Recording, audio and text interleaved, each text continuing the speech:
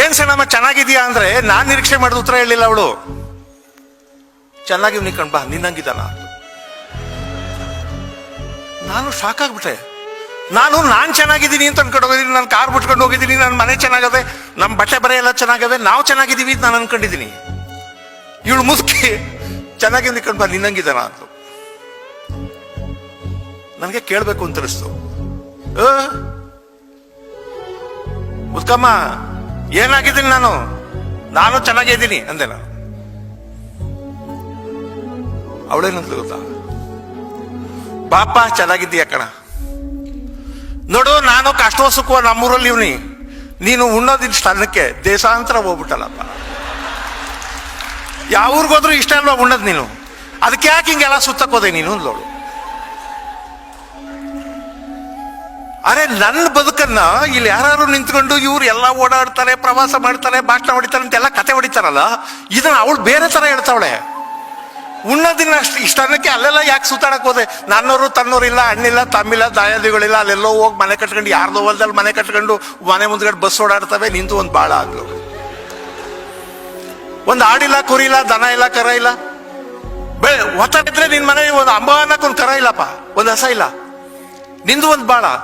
ಅದೆಲ್ಲೋ ತಗೊಂಬಂದ್ packet ಹಾಲು ಕುಡಿತೀರಿ, ಖರಾಬ್ ಹಾಲು ಕುಡಿಯೋದಿಲ್ಲ ನೀವು, ನಿಮ್ದು ಒಂದು ಬಾಳ ಆಗ್ಲು. ಅರೆ there can be another perspective to my life.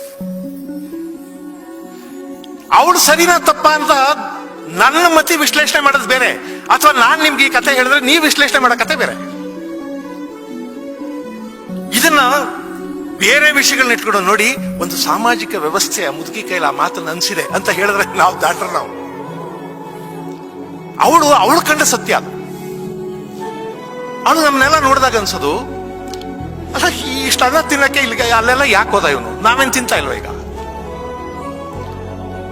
ಆಮೇಲೆ ಇವಳಂತೂ ಸಂತೋಷ ಪಡಿಸ್ಬೇಕಲ್ಲ ಅಂತ ಅನಿಸ್ತು. ನಿನ್ ಕಾಲದಲ್ಲಿ ಬಹಳ ಕಷ್ಟಪಟ್ಟಿದ್ಯಾ ನೀನು ಪಾಪ ಅಂದೆ ನಾನು. ಅವ್ರಿಗೆ ಹೆಂಗ್ ಅನ್ಬೇಕು, ಅಯ್ಯೋ ಈಗಿನವ್ರು ಏನ್ ಮಾಡ್ತೀರಿ ಬಾ, ನಾವು ನಮ್ಮ ಕಾಲದಲ್ಲಿ ಕಷ್ಟಪಟ್ಟು ಅಂತ ಹಳೆ ಕತೆ ಹೇಳ್ತಾಳೆ. ಅದಕ್ಕೆ ನಿಮ್ ಕಾಲದಲ್ಲಿ ಬಹಳ ಕಷ್ಟಪಟ್ಟಿದ್ಯಾ ನೀನು ಸಣ್ಣಮ್ಮ ಅಂದೆ ನಾನು. ಈಗಿನವ್ರನ್ನ ಬೈತಾಳೆ, ಮಗನೋ ಸೊಸೆನೋ ಬೈತಾಳೆ, ಬೈಕೊಳ್ಳಿ ನಮ್ಗೇನಂತೆ, ಬಹಳ ಕಷ್ಟಪಟ್ಟಿದ್ಯಲ್ವಾ ಅಂದೆ ನಾನು. ತಿರ್ಗಾ ಉಲ್ಟಾ ಹೊಡೆದು ಮುದುಕಿ,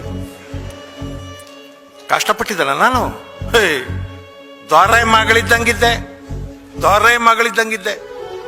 ರಾಜ್ಕುಮಾರಿ ಹೆಂಗ್ ನೋಡ್ಕೊಂಡಿದ್ದ ನಮ್ಮಪ್ಪ, ಒಳ್ಳೆ ಮನೆ ಕೊಟ್ಟ, 4 ಮನೇಲಿ ದನ ಕೊಡೋರು ನಮ್ಮ ಮನೆಯವರು, 4 ಮನೇಲಿ ದನ ಕೊಡೋದು ಒಳ್ಳೆ ಮನೆ, 4 ಮನೆ ಕೊಟ್ಟಿಗೆ ಕಸ ಒಬ್ಳೆ ಗುಡಿಸ್ತಿದ್ಲೆ ದೊರೆ ಮಗಳು. 4 ಮನೆ ಕೊಟ್ಟಿಗೆ ಕಸ ಒಬ್ಳೆ ಗುಡಿಸ್ತಿದ್ದೆ. ಒಂದ್ ಪರ್ಲಾಂಗ್ ದೂರ ತಿಪ್ಪೆ ತಗೊಂಡೋಗಿ ಹಾಕ್ಬಿಟ್ರೆ ಆಮೇಲೆ ಇನ್ನೇನು ಕೆಲಸ ಇಲ್ಲ. ಅಡುಗೆ ಮಾಡೋದು ಕೆಲಸವೇ ಇಲ್ಲ ಅವಳಿಗೆ. ಅಡುಗೆ ಮಾಡ್ಬಿಟ್ಟು ಆಮೇಲೆ ಹೊಲಕ್ಕೆ ತೋಟಕ್ಕೆ ಗದ್ದೆಗೆ ಕೊಟ್ಬಿಟ್ಟು ಬಂದ್ಬಿಟ್ರೆ ಆಮೇಲೆ ಇನ್ನೇನ್ ಮಾಡಿಯ, ಏನೂ ಇಲ್ಲ, ಮನೆಗೆ ನೀರ್ ತರೋದು ಅಷ್ಟೇ. ಬಾವಿ ಏನು ಇಲ್ಲೇ ಇತ್ತು, 2 ಪರ್ಲಾಂಗ್ ದೂರ ಬಾವಿ. 50 ಸತಿ ಓಡಾಡ್ಬಿಟ್ರೆ ಮನೆ ನೀರೆಲ್ಲ ತುಂಬಿ ತುಳ್ಕಾಡ್ಬಿಡುವ. 50 ಸಲ 2 ಪರ್ಲಾಂಗ್ ದೂರ ಓಡಾಡಿದ್ರೆ ಮನೆ ನೀರೆಲ್ಲ ತುಂಬಿ ತುಳ್ಕಾಡ್ಬಿಡ್ತಿದ್ವು. ಆಮೇಲೆ ಇನ್ನೇನು ಕೆಲಸ ಇಲ್ಲ. ಸಂದಕ್ಕೆ ದನ ಕರ ಬರುವು, ಅವನ್ನೆಲ್ಲ ಗೊಂತ ಕಟ್ಬಿಟ್ಟು ಇನ್ನು ರಾತ್ರಿ ಅಡುಗೆ ಮಾಡ್ಬಿಟ್ಟು ಬಂದವ್ರಿಗೆಲ್ಲ ಇಕ್ಬಿಟ್ಟು, ಇದ್ರೆ ಉಂಡ್ಬಿಟ್ಟು, ಇಲ್ಲರೆ ಶಿವ ಅಂತ ತಲೆ ಕೆಳಗೆ ಕೈ ಕೊಟ್ಕೊಂಡು ನೆಮ್ಮದಿಯಾಗಿ ಮಲಿಕತ್ತಿದ್ದೆ. ರಾಜ್ಕುಮಾರ್ ಇದ್ದಂಗಿದ್ದೆ ನಾನು.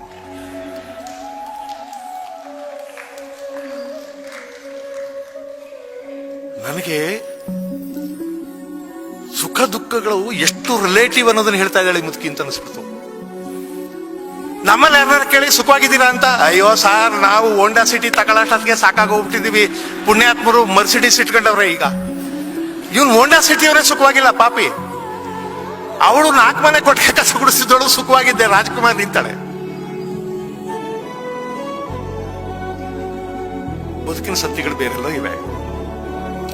ಆಮೇಲೆ ಪಾಪ ಬಹಳ ಚಿಕ್ಕ ವಯಸ್ಸಿಗೆ ಗಂಡ ತೀರೋಗ್ಬಿಟ್ಟಿದ್ದಾನೆ. ಒಂದ್ 3-4 ಮಕ್ಕಳಾದೋ, ಆಮೇಲೆ ಸತ್ತೋಗ್ಬಿಟ್ಟ ಅವನು. 3-4 ಮಕ್ಕಳು ಅಂದ್ರೆ 30 ವರ್ಷಕ್ಕೆ ಆಗ್ಬಿಟ್ಟಿರ್ತವೆ.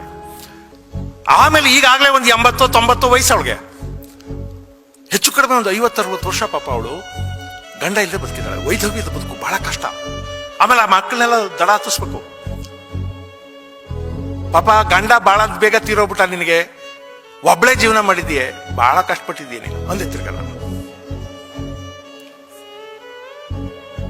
ತಲೆ ಚಚ್ಕೊಂಡ್ರೆ ಬಂದದ ಅದಕ್ಕೆ. ಅವನ್ ಬುತ್ತಿ ಇರೋ ಗಂಟ ಅವ್ನು ಉಂಡ ಹೋದ, ನನ್ ಬುತ್ತಿ ಇರೋ ಗಂಟ ನಾನು ಉಣ್ತೀನಿ ಹೋಯ್ತೀನಿ. ಅದಕ್ಕೆ ಯಾಕೆ ಕಳ್ಳೋದು ಕೂತ್ಕೊಂಡು? ಯಾವ ಸಂತನಿಗೆ ಸನ್ಯಾಸಿಗಿದೆ ಹೇಳಿ ಈ ಮನೋಧರ್ಮ? ನಾವಿಲ್ಲಿ ಕೂತ್ಕೊಂಡು ಫಿಲಾಸಫಿ ಹೇಳ್ಬೋದು. ಬದುಕಿನ ಸತ್ಯಗಳು ಬೇರೆ ತರ ಇವೆ. ಈಗ ಅವಳಿಗೆ ನಾವು ಇಂಟರ್ಪ್ರಿಟ್ ಮಾಡೋದೇ ಅಲ್ಲ, ಅವಳು ಬದುಕಿನ ಒಂದು ಸತ್ಯ ಹೇಳ್ತಿದ್ದಾಳೆ. ಈಗ ಅಂಥದ್ದೊಂದು ಪಾತ್ರ ಇದ್ರೆ ಈ ಪಾತ್ರನ ಇಟ್ಕೊಂಡು ಈ ಪಾತ್ರವನ್ನ ವೈಭವೀಕರಣ ಮಾಡಿದ್ದಾರೆ, ರೊಮ್ಯಾಂಟಿಸೈಸ್ ಮಾಡಿದ್ದಾರೆ, ಈ ಪಾತ್ರ ಬಹಳ ಅದ್ಭುತವಾದದ್ದು ಅಂತ ಅನ್ಕೊಂಡಿದ್ದಾರೆ ಅಂತ ನಾನು ಹೇಳಕ್ ಹೊರಟ್ರೆ ನನಗೆ ಒಂದು ಲೋಕಸತ್ಯವನ್ನ ತಿಳಿಯುವ ಬಗೆಯುವ ಅವಕಾಶದಿಂದ ವಂಚಿತರಾಗ್ಬಿಡ್ತೀನಿ ಅಂತ ಅನ್ಸುತ್ತೆ ನನಗೆ. ಕೇರಳ ಭಗವತಿ ಜ್ಯೋತಿಷ್ಯರು, ಕೆಲಸ ಆಗದಿದ್ದಲ್ಲಿ ಹಣ ವಾಪಸ್. ಪಂಡಿತ್ ಶ್ರೀನಿವಾಸ್ ಭಟ್, ಕರ್ನಾಟಕದ ಪ್ರಸಿದ್ಧ ಜ್ಯೋತಿಷ್ಯರು. ಸಮಸ್ಯೆ ನಿಮ್ಮನ್ನು ಕಾಡುತ್ತಿದೆಯೇ? ಸಮಸ್ಯೆ ನಿಮ್ಮದು, ಪರಿಹಾರ ನಮ್ಮದು. ಇಷ್ಟಪಟ್ಟವರು ನಿಮ್ಮಂತೆ ಆಗಲು ಸ್ತ್ರೀ ಪುರುಷ ವಶೀಕರಣ ಸ್ಪೆಷಲಿಸ್ಟ್. ನಿಮ್ಮ ಎಲ್ಲಾ ರೀತಿಯ ಗುಪ್ತ ಸಮಸ್ಯೆಗಳಿಗೆ ಇಲ್ಲಿದೆ ಪರಿಹಾರ. ಮಮ್ಮಿ ಇವಾಗೂ ಹೇಳ್ತಾರೆ, ಇಲ್ಲಿ ಬಂದು ಬೇಡ್ಕೊಂಡ್ ಮೇಲೆನೆ ಬೋರು ನೀರೆಲ್ಲ ಚೆನ್ನಾಗಿ ಕೊಟ್ಟಿದಂತ. ಇದಾಗಿರ್ಬೋದು, ಮನೆ ಬಿಗ್ನೆಸ್ ಇಂದ ಆಗಿರ್ಬೋದು, ಎಲ್ಲ ಇದು ಸ್ವಾಮಿ ದರ್ಶನಕ್ಕೆ ಬಂದ್ಮೇಲೆ ಎಲ್ಲ ನಮ್ಗೆ ಒಳ್ಳೇದಾಗಿದೆ. ನನ್ಗೆ ಒಳ್ಳೇದಾಗಿದೆ, ಅದಕ್ಕೋಸ್ಕರ 2ನೇ ಸಲನೂ ಬಂದಿದ್ದೀನಿ ಸರ್. ಕೆಲ್ಸದ ಬಗ್ಗೆದೆಲ್ಲ ಆಗಿದೆ. ಎಲ್ಲಾನು ಸೈನ್ಸ್ ಅಂತ ಹೇಳಕ್ ಆಗಲ್ಲ.